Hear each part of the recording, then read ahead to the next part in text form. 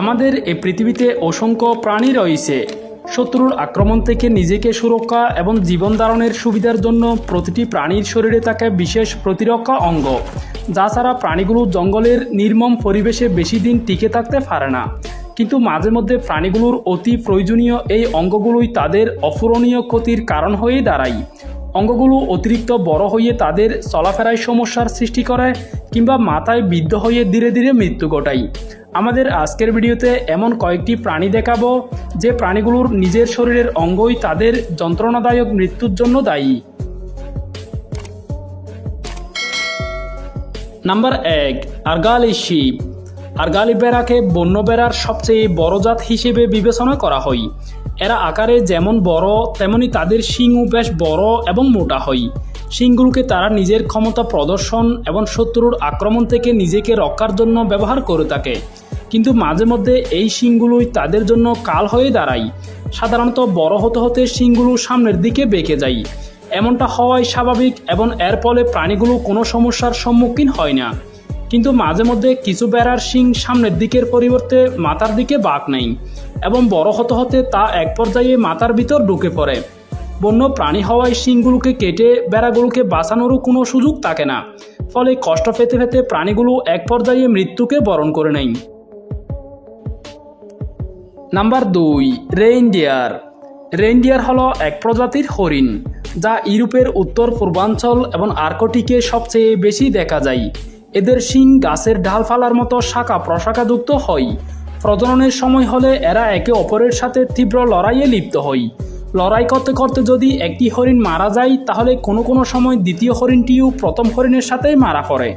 কারণ শিংগুলো শাখা প্রশাখাযুক্ত হওয়ায় প্রতিপক্ষ দুজনের শিং প্রায় লক হয়ে যায়। ফলে জীবিত হরিণটি চাইলেও মৃত হরিণকে ছেড়ে আসতে পারে না। এভাবে অনাহারে থাকতে থাকতে এক পর্যায়ে দ্বিতীয় হরিণটিও মারা যায়।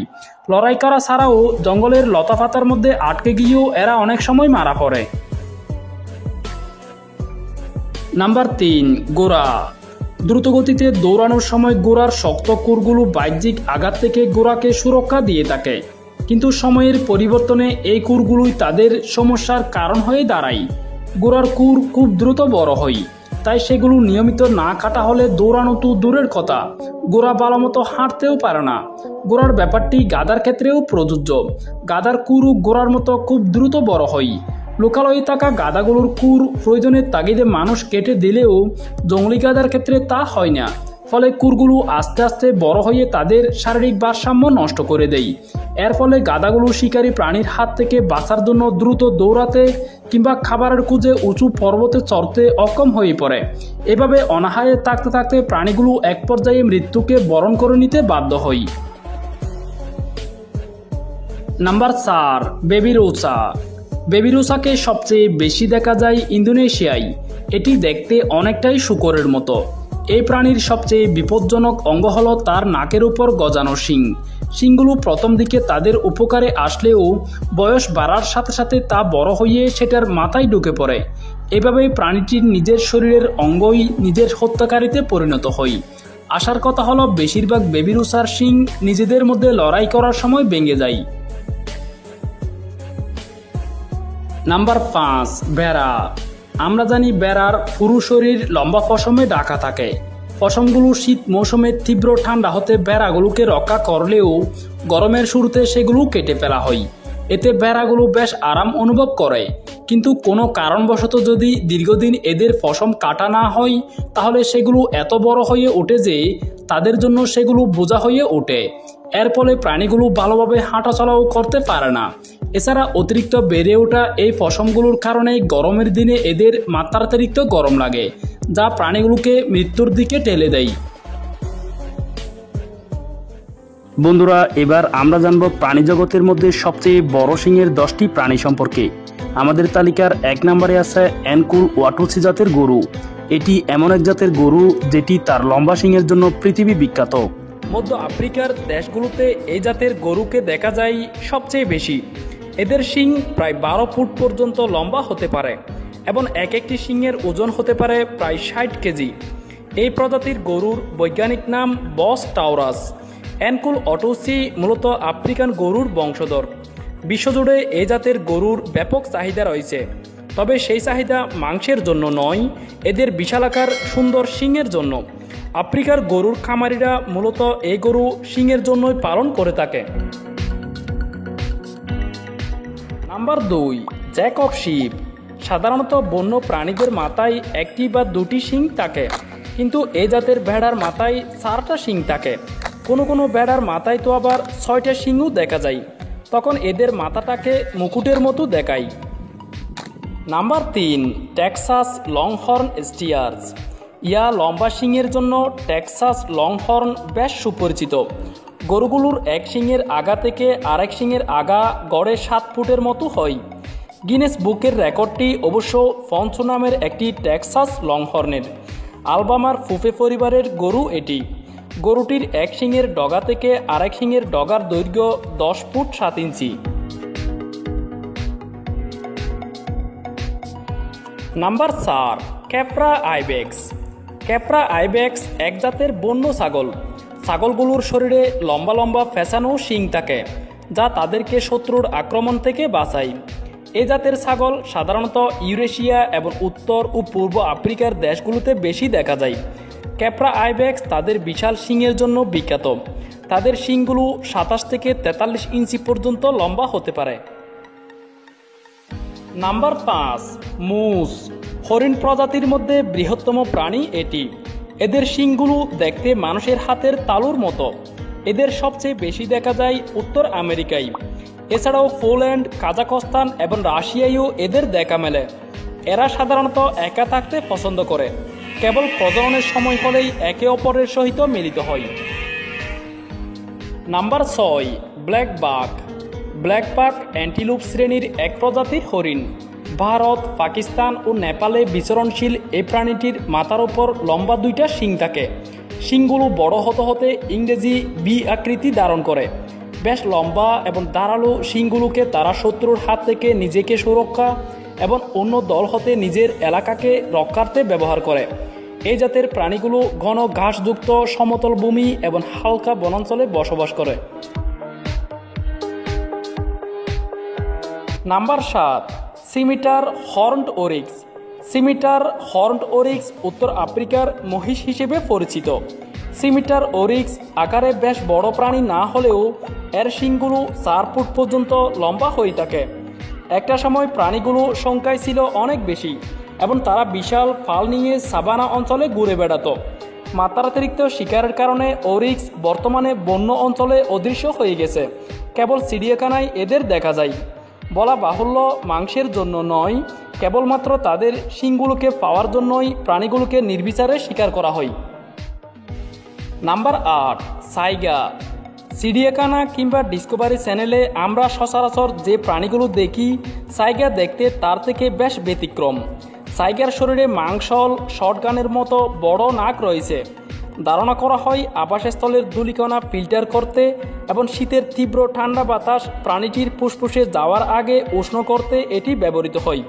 কাজাখস্তান, রাশিয়া এবং কখনো কখনো উজবেকিস্তানের ধুলোময় জায়গায় এদের দেখা যায়। সাইগার লম্বা লম্বা শিংগুলো দেখতে অনেকটা স্ক্রুর মতো। নাম্বার 9, রাইনো বা গন্ডার। বন্ধুরা, গন্ডারকে তো আমরা সকলেই চিনি।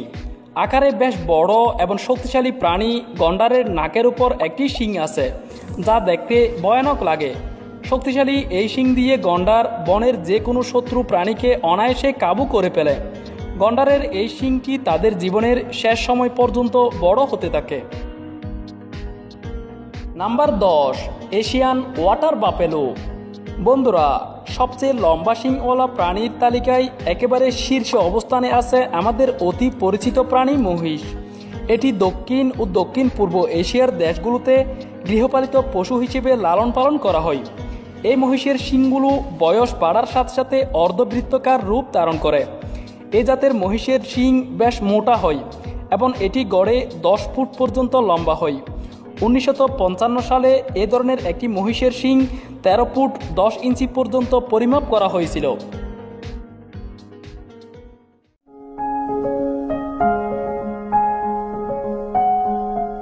আমাদের এই পৃথিবীতে অসংখ্য প্রাণী রয়েছে। এসব প্রাণীর প্রত্যেকের রয়েছে আলাদা আলাদা বৈশিষ্ট্য। এর মধ্যে কোনো প্রাণী তার বিশাল আকারের জন্য, কোনোটা দ্রুত গতির জন্য, আবার কোনো কোনো প্রাণী তাদের অনন্য শিকার কৌশলের জন্য বিখ্যাত। এগুলো ছাড়াও পৃথিবীতে এমন কিছু প্রাণী আছে যেগুলো তাদের অনিন্দ্য সৌন্দর্যের মাধ্যমে মানুষের নজর কেড়ে নিয়েছে। প্রাণীগুলোর সৌন্দর্যে মুগ্ধ হয়ে মানুষ সেগুলোকে গড়ে পুষে থাকে। আমাদের আজকের ভিডিওতে দুনিয়ার সবচেয়ে কিউট 5টি প্রাণীর তথ্যই তুলে ধরব। নাম্বার 1, খরগোশ। দুনিয়ার সবচেয়ে কিউট এবং আদুরে প্রাণীর তালিকায় একেবারে প্রথম দিকে আছে খরগোশ। খরগোশ দেখতে বেশ সুন্দর এবং বন্ধুত্বপূর্ণ হয়। অল্প সময়ের মধ্যেই এরা যে কোনো মানুষের সাথে মিশে যেতে পারে। তাছাড়া খরগোশ পালন করাও একদম সহজ। ফলমূল, লতাপাতা আর গাজর খেয়ে এরা বেঁচে থাকে, আর তাই অনেকে শখ করে এটাকে গড়ে পোষে। বর্তমান সময়ে শখের বশে গড়ে পালন করা প্রাণীর তালিকায় খরগোশ সবার শীর্ষে। Number 2, baby অ্যালপাকাস। অ্যালপাকাস দেখতে অনেকটাই বেড়ার মতো, তবে এরা বেড়া নয়। অ্যালপাকাসের বাচ্চা বেশ কিউট ও শান্ত স্বভাবের হয়। এরা যখন এদিক ওদিক দৌড়াদৌড়ি করে তখন এদের আরও বেশি সুন্দর লাগে। বন্য প্রাণী হলেও সৌন্দর্যের কল্যাণে বর্তমানে পোষা প্রাণী হিসেবে এরা মানুষের বসত বাড়িতে স্থান করে নিয়েছে।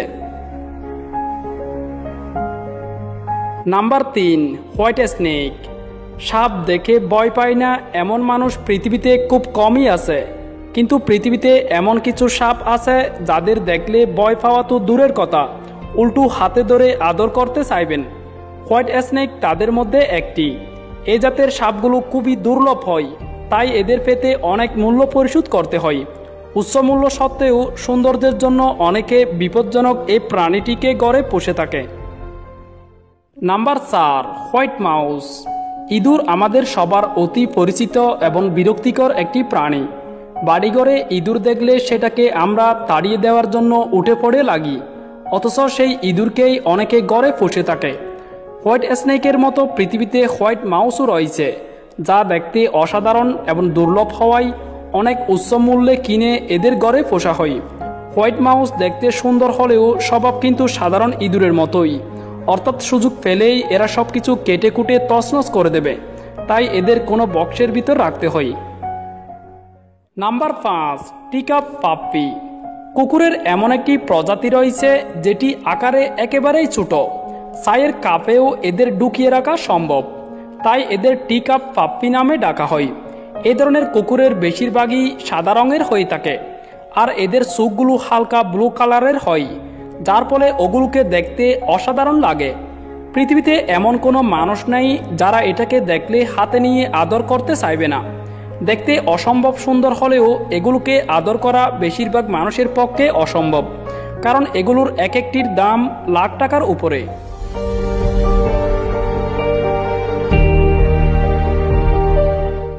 বন্ধুরা, এবার আমরা জানব বর্তমান বিশ্বের সবচেয়ে সুন্দর 10টি কবুতরের জাত সম্পর্কে। আমাদের তালিকার 1 নম্বরে আছে ভিক্টোরিয়া ক্রাউন পিজিয়ন। এই কবুতরটির সবচেয়ে আকর্ষণীয় বিষয় হচ্ছে এর গায়ের রং এবং মাথার জুটি। এদের গায়ের নীলাভ রং, মাথায় থাকা অতুলনীয় জুটি বা মুকুট, সেই সাথে চোখের আইরিশের লাল বর্ণ কবুতরটিকে পৃথিবীর সেরা সুন্দর কবুতরের মর্যাদা দান করেছে। সৌন্দর্যের পাশাপাশি এরা আকারেও সব থেকে বড়। এক একটি কবুতরের আকৃতি টার্কি মুরগির সমান। এ প্রজাতির এক একটি কবুতর দৈর্ঘ্যে 2.5 ফুট এবং ওজনে 3 কেজি পর্যন্ত হতে পারে। পাপুয়া নিউগিনি এবং এর আশেপাশের সমুদ্র তীরবর্তী কিছু দ্বীপপুঞ্জ এদের মূল আবাসস্থল হলেও বর্তমানে পৃথিবীর অনেক দেশেই এদের দেখা যায়। মূলত বিভিন্ন দেশের বিত্তশালী শৌখিন লোকেরা এদের পোষে থাকেন।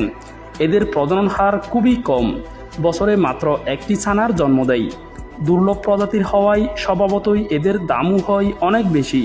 সর্বশেষ 2019 সালে ঢাকার একটি প্রদর্শনীতে এই জাতের একজোড়া কবুতর 6 লাখ টাকায় বিক্রি হয়েছিল। নাম্বার 2, নিকোবর। বন্ধুরা, আমাদের তালিকার দ্বিতীয় স্থানে আছে নিকোবর কবুতর। নিকোবর কবুতরের মূল আবাসস্থল হচ্ছে বঙ্গোপসাগরের নিকোবর দ্বীপপুঞ্জ, তবে মায়ানমার, থাইল্যান্ড এবং মালয়েশিয়ার কিছু দ্বীপেও এদের দেখা যায়। কবুতরগুলোর মূল আকর্ষণ হচ্ছে এদের জলমলে পালক, নীল, সবুজ এবং তামাটে। এই 3 রঙের পালক এদেরকে এতটা আকর্ষণীয় করে তুলেছে। দেখতে বন্য পাখি মনে হলেও এদেরকে বাড়িতেও পোষা যায়। বর্তমানে আরব দেশগুলোতে এদের ব্যাপকভাবে ব্রিড করা হচ্ছে। Number 3, Jacobin.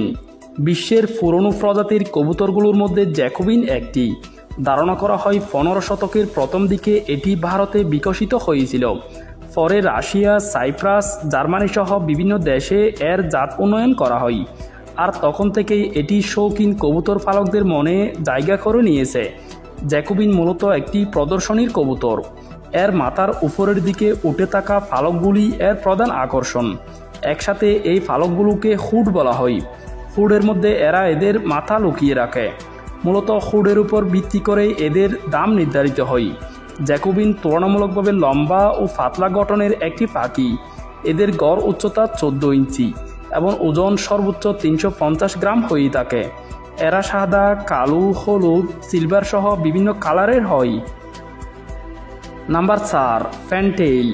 সাধারণত কবুতরের অধিকাংশ প্রজাতির লেজে 12 থেকে 20টি পালক থাকে, কিন্তু ফ্যানটেইল কবুতরের বেলায় তা 30 থেকে 42টি হতে পারে।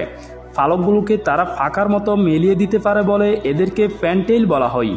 এদের আবার ইংলিশ ফ্যানটেইল, ইন্ডিয়ান ফ্যানটেইল এবং থাই ফ্যানটেইলের মতো কয়েকটি উপনামও রয়েছে।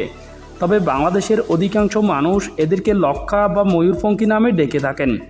এই জাতির একটি কবুতর উচ্চতায় 11 ইঞ্চি এবং ওজনে 370 গ্রাম হয়ে থাকে।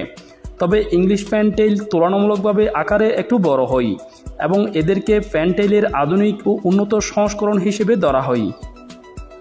নাম্বার 5, ফটার বা বল কবুতর।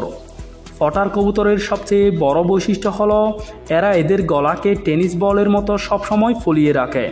এরা আকৃতিতে চিকন, তবে বেশ লম্বা হয়। পাগুলোও বেশ উঁচু উঁচু। উৎপত্তি ও শারীরিক বৈশিষ্ট্যের ভিত্তিতে এদের আবার অনেক ধরন আছে। এর মধ্যে ইংলিশ ফটার, পমেরিয়ান ফটার, পিগমি ফটার, নরউইচ ফটার উল্লেখযোগ্য।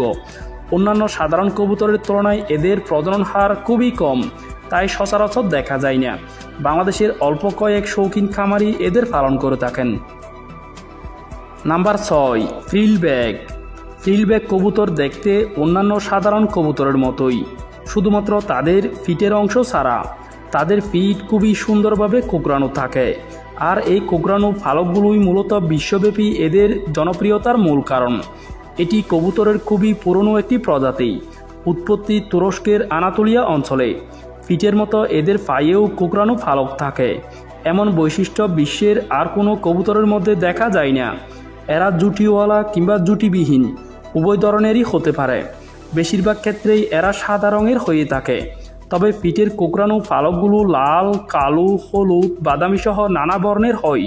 ফ্রিলব্যাক কবুতরের প্রজনন হার অন্যান্য সাধারণ কবুতরের মতোই, তাই এগুলো সংগ্রহ করতে খুব একটা ব্যাগ পেতে হয় না। নাম্বার 7, কিং কবুতর। কিং কবুতরের উৎপত্তি মার্কিন যুক্তরাষ্ট্রে।